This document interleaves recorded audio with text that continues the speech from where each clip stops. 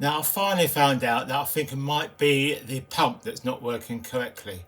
So what I'm going to do, I'm going to undo the two main nuts to remove the pump completely. So I'm going to do that now, and let's see what we discover. So I've just removed this pump from my central heating system, and I'm going to look at it carefully. I've stripped it down completely. I know what the problem is, but this is what I'm going to show you. I undone the actual 240 volts that go in there. Got the usual things there that I've taken off. So let's now have a look at what caused the problem. Dun dun dun. Here you can see that it's corroded, not only corroded but rusted, and the hole in between the two, this is obviously the pump,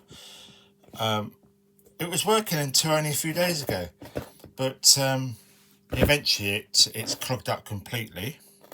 Now the reason why, as far as I know, is that the water wasn't protected, or sorry, not the water, the metal itself wasn't protected, and you put a special solution into the water for the central heating, and need to top it up every few years to make sure that it's been protected, or at least the metal has been protected.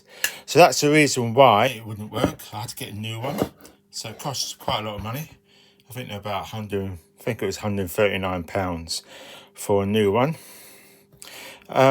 So that's it. So just bear in mind that whenever you have your central heating, just make sure that the water that's inside isn't going to cause any rust into not only this system but the whole of the system, including your radiators.